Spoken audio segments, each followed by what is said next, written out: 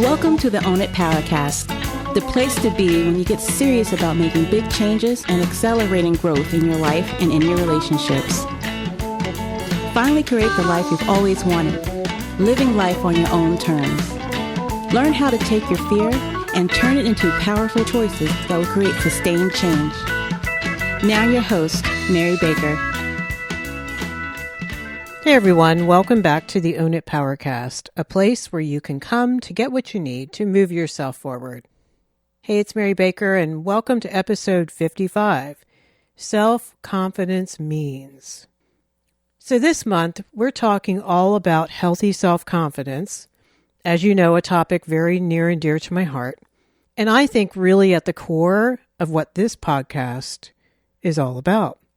And that's why I've touched on it in many different ways this past year, from boundaries to grief work and everything in between, because I believe that all roads lead back to self-confidence when it comes to really living authentically and in the moment. I also believe that when we work on our self-confidence, everything else in our life gets better. We make better choices, we have healthier relationships, and we are happier. We're happier because there is what's called an internal locus of control rather than an external one. So our power starts to become more and more from within. So along with that, one of the definitions of self-confidence, I think, is believing in and trusting you. Means believing and trusting your thoughts, your feelings, your needs, and your desires, and your experiences. Albert Bandura was a theorist that talked a lot about self-efficacy. And self-efficacy is what Nathaniel Branden talked about is the other half of self-esteem. He paired self-efficacy, the belief that I can do something in the future, with the other half, personal responsibility. I think personal responsibility is a bigger slice of the pie, so to speak. But either way, Bandura says self-efficacy is your beliefs about your capacity to influence the events in your own lives. And so when you look out to tomorrow and next week, the belief that you'll handle it, right? You'll tackle it, and you don't have to do it perfectly. That you'll just go do that. So there's a lot of moving parts to that. We're more likely to step out and do something, to sign up for something, to take a risk. Again, I think the other part is taking responsibility. You've heard me say many times, owning your choices, owning your behavior, owning everything about you. And it's not about anybody else anymore, even if it used to be. So if you want to take a deeper dive, go back to episode 22, but here is a broad brush view of taking responsibility here. It's a subject I don't think we can talk about enough. So what that means is you're responsible for setting your own boundaries. Boundary work, when you do it, you realize it really always boomerangs back to you. We don't set boundaries on other people. We can't expect other people to read our minds. We have to do it. We have to express what we need, what we're willing to do, what we're not willing to do. We can't put it on them, even though we'd love to. If they just would fill in the blank, right? If they would start doing this, stop doing this, change, be different, do what I ask them to do, that's control, guys. We've talked all about that. The opposite is pulling it back within and saying, what do I need to do to take care of myself? And within that, I'm also responsible for what I say and what I do all day long. Even the little things. So that means being mindful about what you're getting ready to say, right? Why are you really saying that? Like, what is your agenda? You've heard me talk about that. It's about staying in the solution. It's about assuming responsibility for how you got yourself into the situation in the first place. And it's the opposite of blame. We don't blame others for our choices. We don't blame ourselves either. We just accept responsibility. We start recognizing that other people can't make me think. Other people can't make us think, make us feel, or make us choose something, right? We're doing that, and we always have a choice. We may have very limited choices, but they're ours. And the more that we can really settle into that concept, life starts changing dramatically. Along with that, being responsible for allowing others to define my reality if I do that. Only I know what is real and true for me, just as you only know what's real and true for you.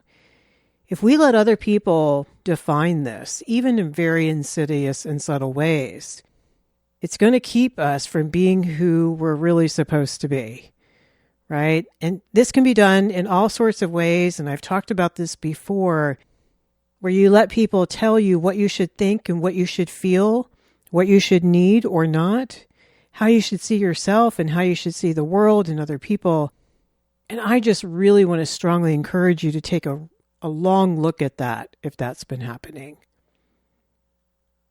Figure out what you think, what you need, what you feel, what you believe for your own why. Don't allow anyone else to try to define that for you, because if you do, you will not feel grounded or confident. Being confident means being responsible for my intentions and my motivation. Remember that agenda. Check your agenda before you open your mouth, before you walk in the door. What are you really trying to do? Does it match what you value? Does it match your integrity? What outcomes are you trying to control, perhaps? Do you want them to like you, not be mad at you? Avoid conflict, perhaps? There's a million different agendas that we can have, guys. And I think the only best way is to say, search your heart. Search your heart. Just ask yourself the question, do I have any other underlying agendas that are fear-based here? And the answer will come. Even if it doesn't come right away, trust me, it'll pop up within a few days and you'll know. The more work you do on yourself, the more aware you will become, because you're asking your subconscious to pay attention to this, right? And so it's going to point it out for you. This is not to be hard on yourself. It's just to create some really great self-awareness. And what happens if you do come up with a less than stellar motive? Look at what the fear is driving that motivation, and what is the healthy opposite behavior. For example, if the underlying agenda is to people please because you don't want people not to like you, the healthy opposite behavior is, you know what? I really need to tell her the truth, let's say, and I'd rather do that. Here comes the choice. Because I would much rather hold on to my integrity and have her pissed at me or not like me than give away a part of who I am just to keep someone in my life. Because then, pull the thought all the way through, remember, is that who I want in my life? If someone can't honor what I think is one of my values, I really have to give that some hard thinking. Do I really want that person that close to me? Maybe they can't honor that. Along with that, being responsible for placing myself in unhealthy situations, right? And removing myself if and when possible. And I say if and when possible because right now you might not be able to. You might feel kind of stuck, and that's okay. But we choose what we allow in our life, and we really need to take ownership of that. A lot of times we're so focused on how crazy they are and what they're doing and what they're not doing and how much chaos they're causing and on. We really have to take a step back and say, whoa, how did I get myself in this in the first place? Even in family relationships, we can have boundaries, we can set limits, and we can detach. So we really want to take stock of our environments, like early and often. Like, how healthy are they, and do I even know? I can tell you that if there's a lot of chaos, like du jour, it's probably not a healthy situation there. Especially if it's stuff that is within their control. I'm not talking about, unfortunately, bad things happening to good people who did not bring anything on by their choices. So pay attention to how you feel on the inside around certain people or in certain situations. You want to look at what I call the damage receipt. This is where you actually start adding up the costs to you in terms of money, in terms of time, in terms of emotional stress, in terms of impacts on others in your life, other relationships that you may have. What about other situations like your work? When you have toxic people in your life, other areas of your life will become impacted eventually. Trust me. I unfortunately work with this all the time with folks. The healthy people in your life are probably going to love you from a distance until you get it together, right? So we really want to take a hard look at that and look at our own fears around cutting ties and facing conflict and walking away, perhaps. Which means being responsible for my honesty and vulnerability with others, right? It's like I get to choose how emotionally honest and transparent I am. And we talked last month about communication and connection and quality relationships. And I just want to remind you, this means you have to take time throughout the week to center, dig down, get in your real truth, get some loving accountability around you, which means people who will not tell you what you want to hear in a loving and healthy way, not a judgy, codependent way. And then you have to come clean with others, right? Which means you don't get to compartmentalize. See, that's a common coping skill. Tell one friend one thing, but you leave out certain elements of the story because if she knew the whole skinny, what might she say to you? So you want to tell the truth, nothing but the truth, and the whole truth. Okay, really be honest. We are as healthy as we are honest with others who are healthy enough to help us. I believe that. And finally, being responsible means being honest with yourself, looking in the mirror. I firmly believe that to the extent of our honesty with ourselves is how much our life will honor what we really want or who we really are. And this is harder because, we might actually really be afraid to really own what we truly feel and what we really think about ourselves and what we know we need. Because especially this might mean abandonment by unhealthy people once we start making changes. I think deep down we know shit's going to change. And are we ready to do that? I personally think that we know if we're ready to do that, and we kind of feel when we're not. And if you're not ready. It's sometimes helpful to first focus on nurturing the one or two folks in your life who are healthier and who want good things for you and wouldn't want you to stay in a toxic relationship, because you have to have something to grab onto before you're going to let go of the other one. And you need strength around you and encouragement and support. So first things first, if you're not ready to pull the trigger, you need some healthy support systems. But I've watched over the years as people gain some healthy support people in their life, something to grab onto, kind of like on a trapeze. When they let go of the old thing, they need to have something new to hold on to. So maybe you build that first. There's a place to go. And of course, we can't talk about taking responsibility without talking about boundaries. I'm all about boundaries inside and out.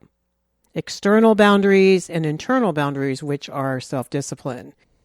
It's about not rejecting reality. It's about being a grown-up in my mind. And it's about accepting responsibility, even if we have to kick and scream to get there in private. But it's about taking the mature route. Taking responsibility means you don't punt and you don't blame everyone else for your problems, and you are out of excuses. You don't do excuses anymore. You'll start to, and then you'll say, that's an excuse, isn't it? Or there's no excuse. I just didn't do it, damn it.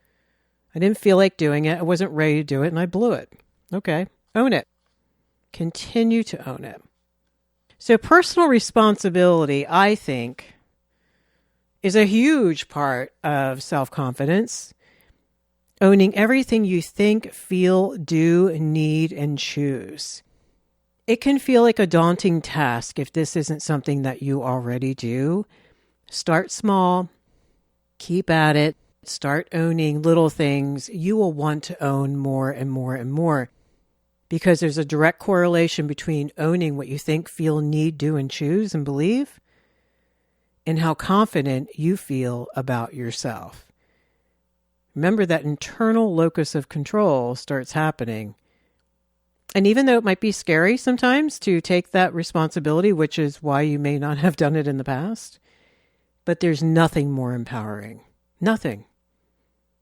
And you start tasting the freedom of choosing. Self-confidence is about being intentional, which is what you're going to start to really want to do and to live on purpose. And along with that comes commitment. I think our values are strongly correlated with things that we're committed to. I think you would agree with me on that. So conversely, first, if in the past you had a hard time committing or following through on something, remember that's perfectionism and fear that you're going to fail. And it's fear that if you follow through, you're going to blow it. You're going to make a mistake. You're going to choose the wrong thing. You're going to screw it up and you're not going to be okay. The only way to feel good about yourself, I think, is to actually follow through on what you commit to. You can't feel good about yourself by not following through, by not showing up, by not making it real. It's not real until we make it happen. We can talk all we want. I'm more concerned, do you believe you more than others believing in you? I mean, that's a thing too. How can they trust you or think that you have integrity or reliability if you're not one to always follow through? They can't count on you. You can't count on yourself. So I encourage, pick one thing at a time that you would really like to start following through on. That could be something as small as showing up somewhere on time, following through on paying that bill, following through on calling that person back, on doing that workout routine tomorrow morning. Pick small things because then you're showing your subconscious, guess what? It actually feels really good to follow through and nothing blew up when it happened. And I want you to write down and think about how good it's going to feel to actually follow through on that. That's really important. Because taking a risk means you could make a mistake. But it's different today because as you really work on this, your self-worth is no longer going to be tied to the outcome, that perfect outcome that you're desiring. It's no longer going to be about anyone else. Because here's why. Something else is more important. Your why, your meaning, your purpose, maybe what you're passionate about. Let's look at those values again. So following through, the saying, say what you mean what you say, and follow through. Not only are other people going to love to be around you more and trust you more and have confidence in you, but you're going to feel more confidence within yourself. You are going to trust you more. And self-trust is the most amazing thing, and it's also the most important thing, because you can't bring yourself to the proverbial table if you don't even believe you. How in the hell is anyone else supposed to believe in you? I think other people feel our internal conflict. I think other people feel our anxiety, and it makes them anxious and uncomfortable. So self-efficacy plays a part here too. Remember the belief that you can do something because you can see yourself kind of tackling it. Maybe not perfectly, of course, but I think empowerment comes from doing, so visualize it. You've heard me talk about that before. Picture yourself doing something, doing it well, notice all the details, smiling when you do this several times a day for a couple of weeks, and I want to see what happens. I want to see how much better you feel doing that. Desensitization is a well-researched thing. When we become accustomed to something, it's not as scary anymore, right? So when you visualize yourself doing it, it's almost as if you've already done it, if you do it enough. Talk about it to other trusted people too. Get positive feedback from others who can build you up and say, of course you can do that. Why in the hell wouldn't you be able to do that? And they kind of tell you why it's possible for you to probably do that. Everything you do empowers you to do more and better. And we're going to get into this a little bit more in the next episode. And finally, I think self-confidence is about identity, right? It's about ultimately discovering and knowing who you are and perhaps what your purpose is. I think our identity comprises all of this stuff. It's, all of what we think, what we feel, what we believe, and what we do. All of our stories, right? Ones that we tell ourselves and ones that actually happened in our life.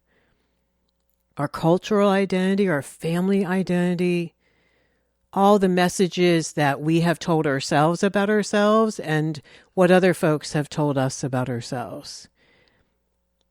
What I want you to put some thought in this week is, what is your story? What have you been thinking about? Where did you get that story?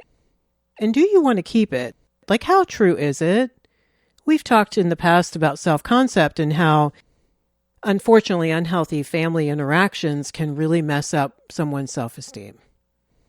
And the wounds from that are profound, especially if a child is young, and it comes from primary caregivers or siblings, because they're really important too.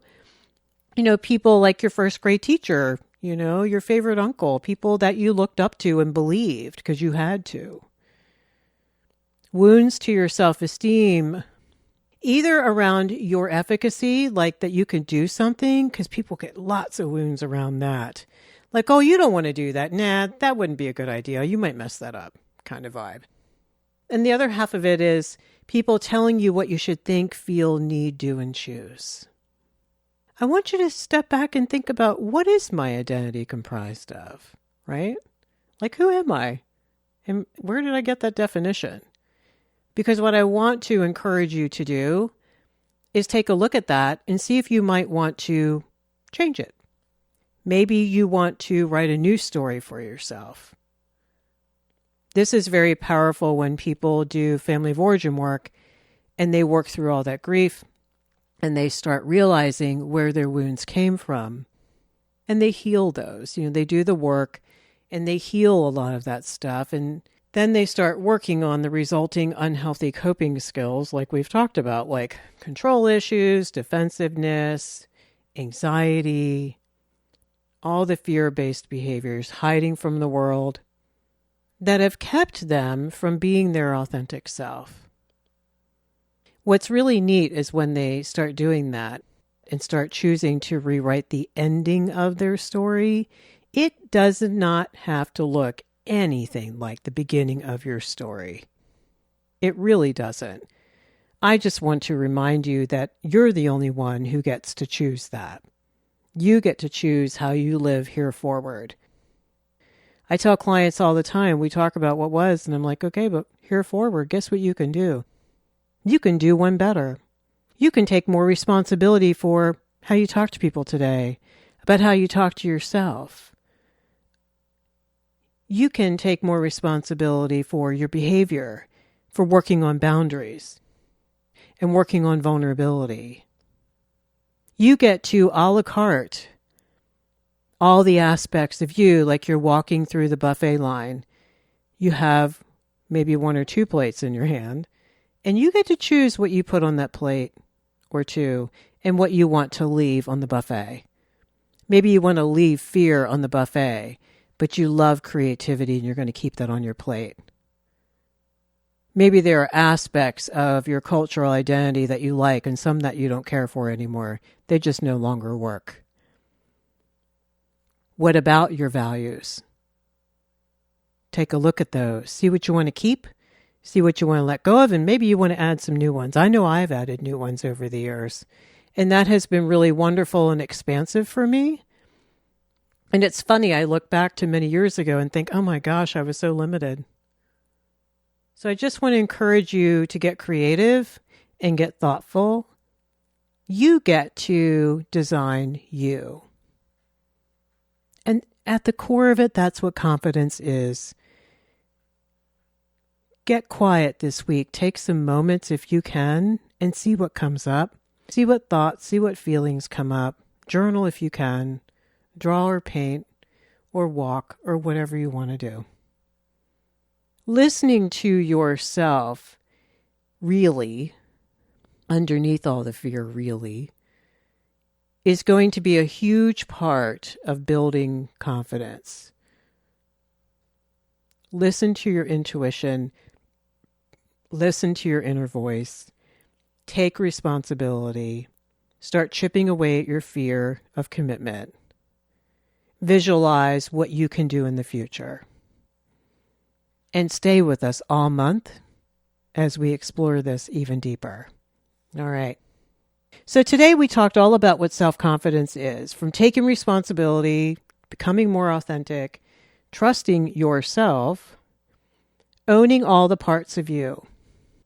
And this month, I hope you take some time to focus on you and maybe some of the areas that you struggle with and you'd like to get better at it. And keep working at this. Remember, building confidence is a process. And it's sometimes a messy and scary one, and that's okay. But don't give up. Stay determined because the payoff is amazing. All right, so thank you for being with me today. I hope you stay healthy out there. Stay grounded. Hold on to yourself and hold on to hope. Keep focusing on the really great things about you and find them in other people. If you don't already receive the Tribe newsletter, be sure to check out the show notes at www.ownitpowercast.com and sign up for the newsletter that you get each Tuesday. You can click in there to look at past episodes, bonus downloads from other episodes. It's where you have access to the blog and everything else that's happening. All right, so pay it forward, keep focusing on you, and I'll see you next time. We hope you took away some useful insights and tools you can begin using right away. If you did, please leave a positive review and share on your social media. Because could you imagine if everyone in your life really got it together? Remember, own it now, so you can really own it later.